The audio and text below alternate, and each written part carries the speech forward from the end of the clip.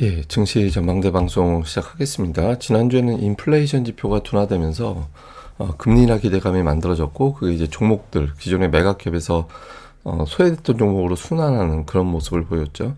이번 주 같은 경우는 뭐 비슷한 현상이 나타날 가능성도 있는데, 금리 인하에 대한 어떤 기대치가 높아지면서 이걸 이제 경기 침체 프레임으로 갈 거냐, 유동성이 보강되는 프레임으로 갈 거냐, 이걸 좀 주목을 해봐야 될 것 같습니다. 그리고 종목 이슈로는 반도체주가 지난주에 전체적으로 좀 부진한 그런 모습을 보였고, 그러니까 2차 전지, 제약, 뭐 그리고 금리 민감주, 예를 들면 건설이라든가 뭐 이런 종목군들이죠. 그러니까 이런 종목군들이 강세를 보여서 시장이 기존과 좀 역차별화되는 그런 모습을 보인 게 특징이었습니다. 우선 지난주 주요국 증시 보면 코스피만 마이너스 기록했고 대부분 다 올라갔습니다. 홍콩 증시가 상당히 소외됐던 곳인데 홍콩이 좀 많이 올라갔죠. 그래서 증시 자체도 소외됐던 곳이 상대적으로 더 많이 올라갔다, 이렇게 볼 수 있겠고, 그러니까 종목으로 보면 미국에서 뭐 테슬라가 지난주에 좀 변동성이 있었죠. 그다음에 애플이 한 2% 정도 올라갔고 반도체주도 이제 무난하게 올라갔습니다만, 이제 전체적으로 미증시에서는 일부 에너지주, 그다음에 뭐 테슬라 정도를 제외하고는 웬만하면 플러스로 마감하는 이제 그런 모습을 좀 보였고요. 그리고 부동산 관련주라든가 이렇게 해서 금리 인하에 대한 어떤 기대치가 있는 종목군들이 상대적으로 더 강했습니다. 우리나라에서는 코스닥은 반도체 빼고는 대부분 다 플러스가 났는데, 뭐 게임주라든가 엔터주라든가 2차 전지 이렇게 상대적으로 좀 두각되지 못했던 종목군들이 더 강하게 움직이는 그런 모습을 보였고, 코스피 같은 경우는 삼성전자, 하이닉스가 빠지고 그 외 종목군들은 대체로 올라가는, 예, 뭐 석유화학이라든가 건설주 이런 종목군들이 상대적으로 더 강하게 올라갔는데, 어쨌든 전차가 약하고 그 외 종목군들은 반등했다, 그러니까 이렇게 우리가 해석하면 될 것 같습니다. 시장을 움직였던 몇 가지 이슈들, 그리고 영향을 줄 이슈들을 좀 점검을 해보면, 우선 미국의 주요 데이터들이 둔해지고 있다라는 거죠. 그래서 미국의 실업률이 올라가고 있고, 그다음에 물가 지표는 내려가는 추세가 나오고 있고, 소비 심리도 둔화되고 있는 그런 양상이거든요. 그래서 전체적으로 미국 경기가 둔해지고 있구나. 둔해지고 있으면 뭐 말씀드린 대로 좋게 보면 인플레이션이 낮아지니까 금리 내릴 수 있는 거고, 여기서 조금 까딱 잘못하면 경기 침체로 갈 수 있거든요. 근데 지금은 경기 침체 단위는 아니니까 이제 둔화 정도로 보고 있는데, 어느 시점에 갑자기 시장 흔들려면 경기가 침체될 거야, 이런 쪽으로 몰아갈 수도 있거든요. 그래서 뉴스가 어느 쪽으로 몰아가는지 좀 주목해 볼 필요가 있고, 어쨌든 지표가 둔해지다 보니까 미국의 국채 금리가 내려갔죠. 지난번에 지지가 됐던 4.2%대 초반에서 4.1%대까지 밀리는 그런 모습이 나왔거든요. 그러니까 앞에 일자가 보이는 게 우리 증시에는 좀 유리하죠. 예, 왜 이제 미국 국채 투자하느니 뭐 신흥시장 투자하는 게 낫지, 이런 프레임이 만들어질 수 있으니까 이게 상대적으로 좀 괜찮은 흐름이긴 하거든요. 그래서 금리가 내려갈 때 이제 흐름이 좀 양호하게 나올 수 있죠. 그리고 달러 인덱스는 뭐 상당히 많이 밀리는 그런 모습이 나타났고, 그러다 보니까 미국의 9월 금리 인하 확률은 거의 96%. 예, 이제 이 정도면 거의 뭐 100% 가까운 거잖아요. 그래서 9월에 금리 내리는 거를 거의 기정사실로 하고 있는데, 현재로서는 갑자기 인플레이션이 확 튀어 올라갈 것 같지는 않거든요. 그러니까 이게 이제 뭐 내 집인데 내 집을 임대료 해준다라고 쳤을 때 얼마 받을 거예요, 이거 물어보는 데이터인데, 이게 주거 비용에 가장 크게 발목 잡는 요인 중에 하나였거든요.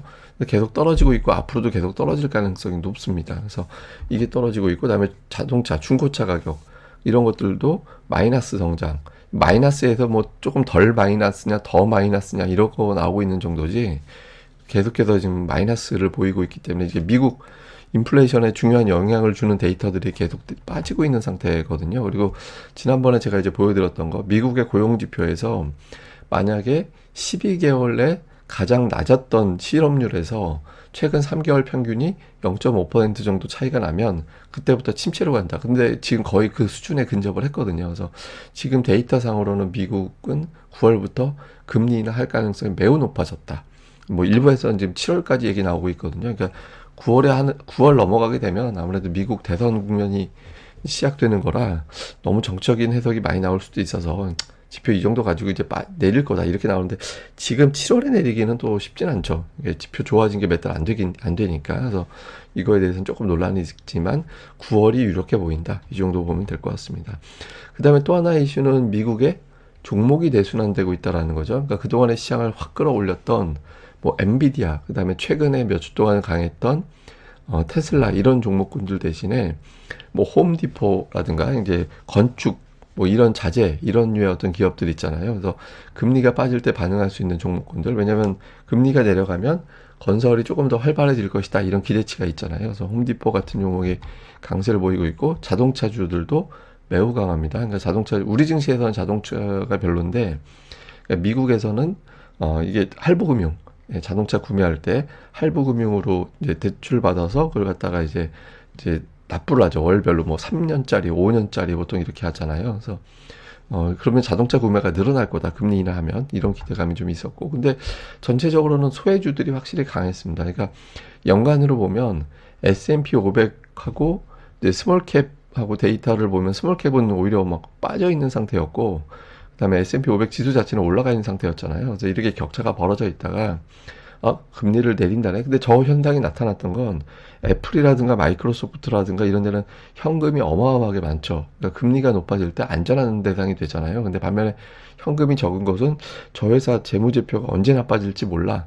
그런 부분들에 대한 이제 우려가 있죠. 그리고 이자를 많이 내야 되니까 이자 내면서 거기에 따라 어떤 순이익이 감소된다든가 이런 것들도 있을 거고. 그래서 상대적으로 대형주 쪽에 몰려갔다가 금리 내리면 이자 비용 덜 내도 되는 소형주로 가야지 뭐 이런 현상이 미국에서 나타난 거죠. 그래서 이런 대순환이 지난주에 나타났다. 그러니까 지속성 있을지는 조금 의구심이 됩니다.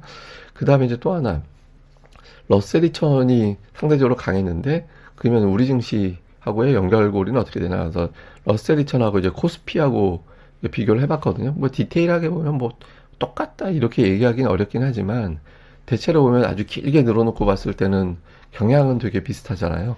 올라갈 때 내려갈 때. 그리고 공교롭게도 제가 이제 체크했던 기간 동안에 상승률도 되게 비슷하고 이렇게 나오고 있거든요. 그러면 미국 시장 다 그렇지 뭐. 근데 안 그래요. 나스닥하고 비교해 보면 원래 나스닥하고 우리 증시하고는 작년도 하고는 흐름은 비슷하게 가고 나스닥이 더 강하고 이런 모습이 나왔는데 지금 작년 이제 누적 상승률로 보면 뭐 엄청나게 차이가 나죠. 3배 정도 차이가 났잖아요. 그래서 나스닥과 코스피하고 비교해 보면 코스피는 오히려 나스닥이 올라갈 때 좀 둔하지만 러셀 2000하고 좀 비슷하게 가는 경향성이 좀 있었거든요. 근데 조합을 보니까 이런 거더라고요. 그러니까 러셀 2000 플러스 반도체가 강할 때 우리 증시가 강하더라. 그러니까 미국의 반도체 지수 강할 때. 근데 지난주 같은 경우는 러셀 2000은 강했는데 반도체가 약했잖아요.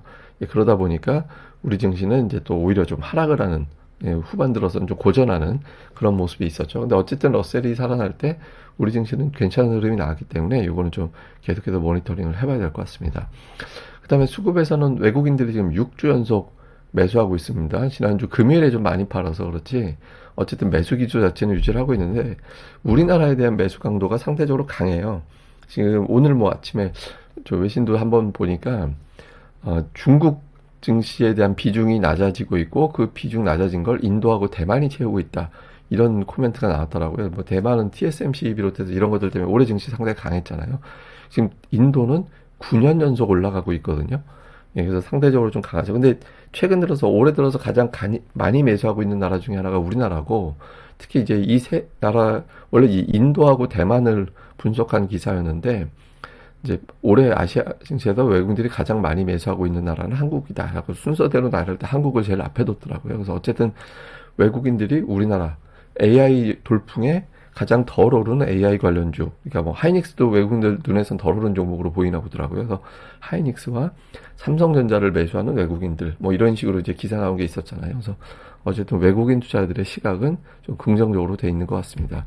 그리고 지난주 매매 동향을 보면 외국인들이 1조 4천억 정도 매수했는데 삼성전자 매수한 게 1조 1천억 정도 되고 그다음에 이제 두산그룹주, 방산주, 뭐 제약 바이오 그러니까 이런 종목군들이 포진해 있었고요. 그다음에 기관 투자자들 같은 경우는 순매수 1위가 넷마블이에요.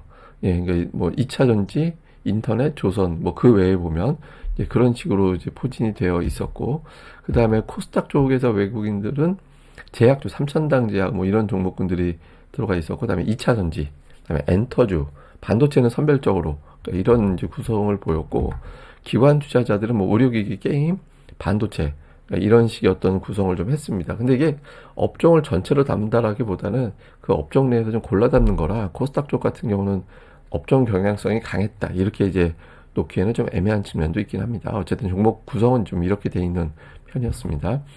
주요 종목들 움직임을 보면 삼성전자는 사실 걸릴 자리였잖아요. 그러니까 제가 뭐 지난주에 삼성전자 차트 일봉 차트로 선긋기 해갖고 보여드렸는데 지금 제 주봉으로 바꿔서 보면 어쨌든 9만 원 언저리에서는 막힐 수도 있었겠다라고 생각이 되는 위치였거든요. 그리고 5주 연속 올랐었기 때문에 뭐 눌릴 수도 있었죠. 예, 그러니까 삼성전자는 눌릴 만한 자리에서 눌렸다 이렇게 볼 수 있겠고, 반면에 이제 LG에너지 솔루션이 2주 연속 양봉이 나오면서 강하게 올라갔는데, 근데 차트에서 딱 보면 이 걸리는 자리네 이런 게 느껴지죠. 예, 이게 작년도부터 이렇게 따져놓고 보면 LG에너지 솔루션이 20주선에서는 걸렸거든요. 근데 여기를 지난주에 공교롭게도 종가가 또 20주선에서 끝났어요. 그래서 돌아오는 주에 이거를 과연 안착까지 할 수 있을 거냐. 만약에 이걸 뚫고 나가게 되면 코스닥에 있는 2차전 지주들이 또 반응할 가능성이 있거든요. 그래서 주목을 좀 해볼 필요가 있고, 그다음에 증권업종이 4주 연속 올랐거든요. 근데 또 윗꼬리 맞은 자리를 딱 넓혀놓고 보면 바로 이제 연고점, 연고점에서 정확하게 맞고 떨어졌어요. 그래서 이제 밸류업 관련된 이슈가 지난주에 또 시장에서 작용을 했는데 4주 정도 끌어올렸던 저 재료가 소멸이 될 거냐, 이것도 좀 볼 필요가 있죠. 왜냐면 이게 밸류업 쪽에 거래 대금이 엄청나게 터진 건 아닌데 저걸 돌파하고 밸류업이 또 확 이슈가 되면 이제 코스닥 쪽에 조금 일부 수급이 또 영향을 받는 그런 계기가 될 수 있거든요. 그래서 중요한 자리라서 좀 체크해 볼 필요가 있습니다. 사실 차트로 보면 되게 중요한 자리들이었어요. 다음에 이제 제약주가 굉장히 강하게 올라가고 있죠. 뭐 삼성 바이오도 강하고, 하여튼 지난주에 제약, 뭐 삼천당 제약은 그렇다 치더라도 유한양행 같은 종목들도 강했거든요. 그래서 미국에서 일라일리가 올해 들어서 가장 두각을 나타낸 종목 중에 하나였습니다. 그래서 제약주가 하나의 어떤 이슈가 되는지 이것도 체크는 해볼 필요는 있는 것 같습니다.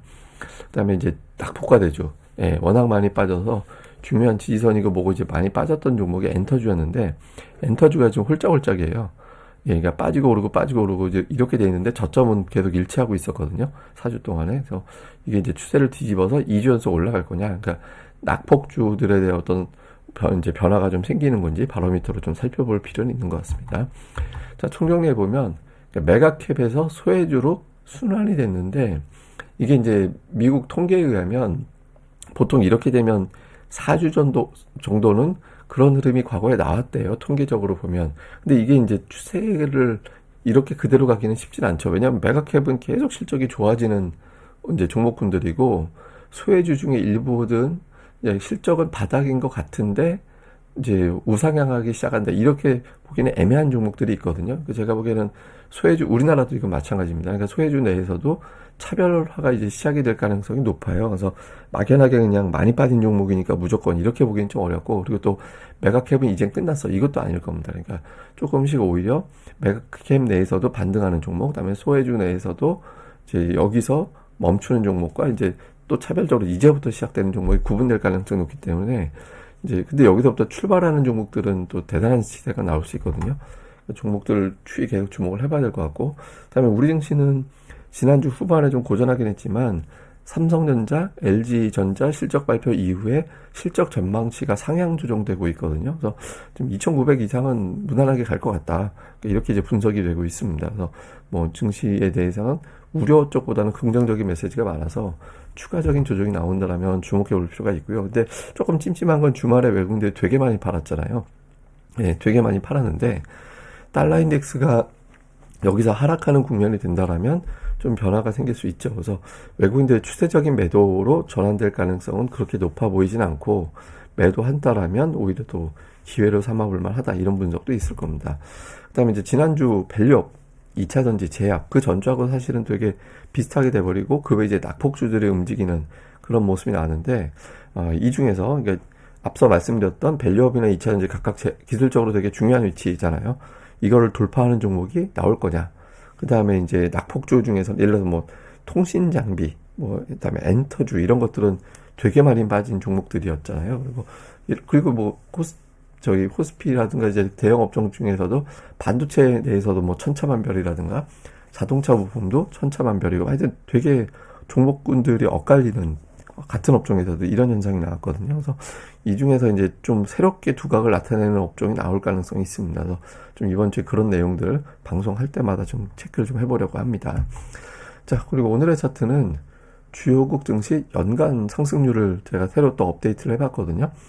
러셀 2000이 제로에서 지금 6% 올라왔어요. 근데 보시면 코스피도 어느 정도로 그냥 비슷하게라도 가려고 노력을 하는데 코스닥이 아직도 마이너스고 코스닥 소형주는 저 멀리, 그러니까 전 세계 증시에서 아마 제일 부진한 곳 아닐까요? 제가 다 안 찾아봐서 모르겠는데 올해 마이너스는 국가 자체가 별로 없어요. 하다못해 항생지수도 지난주에 강했거든요. 그래서 근데 이게 상대적으로 부진했던 게 오히려 또 주목도를 높일 수 있는, 그러니까 금리 인하라는 게 이제 엮여서 높일 수 있는데 따라가려면 무조건 예탁금이 붙어야 됩니다. 그러니까 외국인 기관이 어마어마하게 매수를 붙여주지 않는다면 결국에는 예탁금이 붙어줘야 되거든요. 그러니까 금리 인하라는 것이 예탁금을 불러와서 코스닥 시장에 어떤 변화가 생기는지, 특히 이번 주에 고객 예탁금의 움직임을 좀 잘 살펴보면 그냥 기술적 반등이라서 결국엔 다시 대형주로 넘어간다. 코스닥 대형주 쪽으로. 아니면 코스닥 중소형주 쪽에서 새로운 바람이 불 수 있다. 이렇게 이제 가늠이 될 수 있거든요. 지금 제가 이제 보통 제시하는 게 시장 흐름에 맞춰가야 된다. 그래서 이제 대형주 쪽 7, 80% 비율, 나머지 뭐 중소형주 쪽 혹시 모르니까 이제 그 중에서 매력적인 종목들 선별적으로 한 2, 30% 뭐 이렇게 이제 간다면 만약에 예탁감이 늘어나면 중소형주 쪽의 비중을 오히려 높여야 되는 상황이 생길 수 있거든요. 그래서 이런 것들에 대해서 좀 살펴봐야 되니 이번 주에 예탁금 주의 또 잘 살펴보도록 하겠습니다. 예, 그럼 또 오늘 하루 또 이번 한 주 잘 보내시고요. 저는 다음에 뵙겠습니다. 이 방송 구독하기, 예, 그리고 좋아요까지 꼭 좀 부탁드립니다. 감사합니다.